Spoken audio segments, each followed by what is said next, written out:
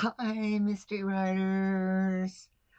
I'm back, and I had a wonderful writing vacation. I got a lot done, but I missed you. I missed doing these sessions, so I'm really happy to be back, and I hope your winter holiday season you found some time for writing because it gets our stories finished. And today I wanted to talk about something I think is really important in designing your story, and that is the three main characters of your mystery: the victim, the villain, and the detective. And you need all three, and you need to work on all three. So let's just go through and chat about all those things. Unlike most novels with a hero and a villain, a protagonist and an antagonist, a mystery requires three main characters: the victim, the sleuth, and the villain. And these three characters form the base triangle for any mystery novel. Each of these characters plays a role, a major role in the mystery. As a writer, you must have all three present in your story for it to work. And unlike most other novel genres, in a mystery, two of these characters are hidden from the reader for most of the story. All right. The victim's life is revealed slowly to point toward the villain, but at the start of the story, the reader really knows nothing about either of those characters. And in a series with the same sleuth, each story has a different victim and villain, and the sleuth works to discover the relationship between the victim and the villain, and that leads to that final puzzle piece, the reveal. It's the same sleuth, different victim and villain.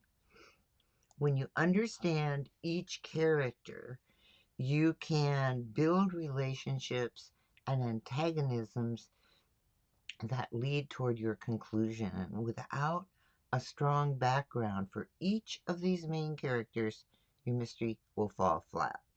Your reader may guess the villain before the conclusion.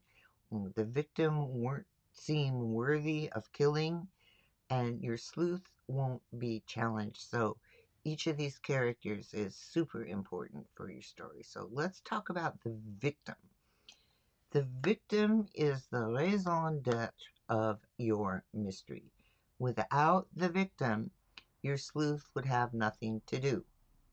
No clues to find, no suspects to interview, no puzzle to solve. There would be no mystery. As a writer, you need to build a strong character background for your victim. And even though they have no speaking part and appear as a corpse, the victim is the foundation of the mystery. Suspects derive from their circle of friends and enemies, and your sleuth learns about their quirks, their likes, and their dislikes, and their personality by interviewing the suspects. And that way you're revealing more about the victim to your reader. So the first half of your novel is spent discovering that victim's world, and the reader learns through those clues and suspects about the victim's circumstances and their relation to the people and the world that they lived in. Um, the reader follows your sleuth investigation, and along with the sleuth, your reader forms opinions about the victim. Were they a despicable human being, a seemingly virtuous soul, a likable scoundrel? And they learn a lot about your victim. And like the sleuth, your reader tries to guess why the victim was killed and who did it. So your victim is much more than just a dead body. Something they did triggered a murder, and you, the writer, need to know why. Okay, on the opposite side is the villain. A challenge for mystery writers is creating that antagonist worthy of your sleuth while keeping them hidden at the same time. And in order to accomplish this and to keep your reader guessing until the end, you need to create a full, deep character background for this character as well. You really need to know a lot about them. And to make the murder believable, you need to tie your villain's motivations to the victim's personality. And until you know the victim's personality, you'll lack a true motivation for the villain. And it's backstory gone wild, except you can only dribble tiny pieces of this backstory into the novel. But you, as the writer, need to know it in full. And until you know the motivations and methods of the villain, you won't be able to keep them secret. So the villain works behind the scenes through most of your novel. But you, the writer, need to know the why and the how in order to hide that villain in plain sight. And at the same time, you need to know how the villain puts pressure on the sleuth and leads them down false trails and hides their antagonism to the sleuth. Of course, they're antagonistic. They don't want to be discovered, but they need to hide that antagonism in the story. Okay, and then there's your sleuth.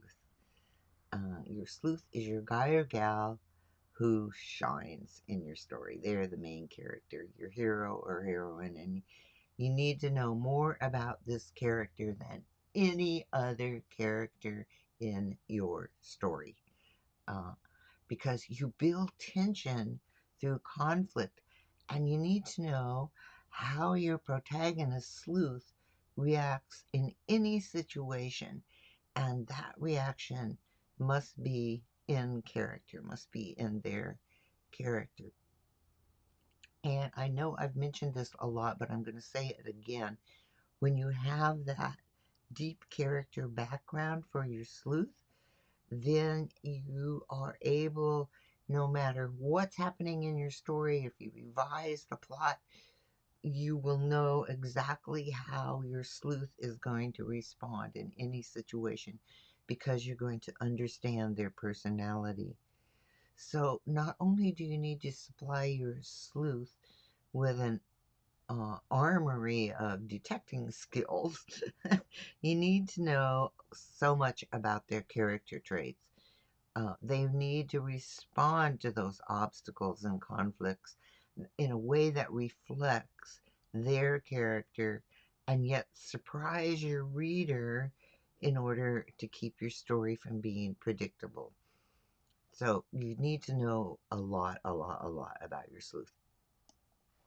Your sleuth's difficulties arise from their strengths and weaknesses, and that can blind them from interpreting what they learn from clues and suspects.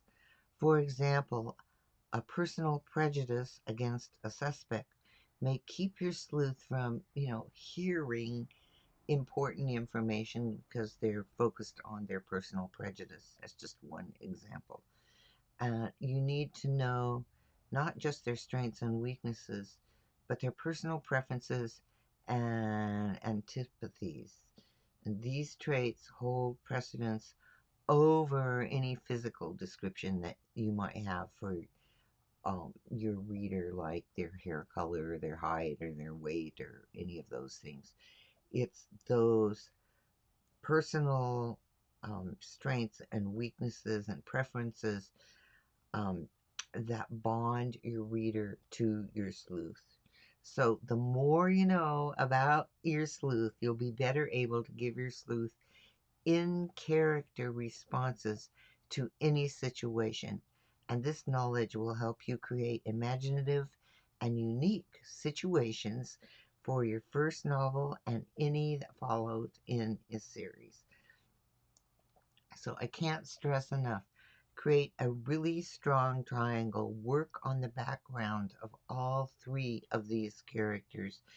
Um, you'll find as you develop your storyline and while you're writing that your full knowledge will help you create unique and believable situations in your mystery.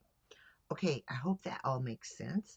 If you have any questions, please leave them in the comments, and enjoy having fun writing your mystery. And it's really good to be back and good to talk to everybody. So I'll keep writing. Talk to you soon.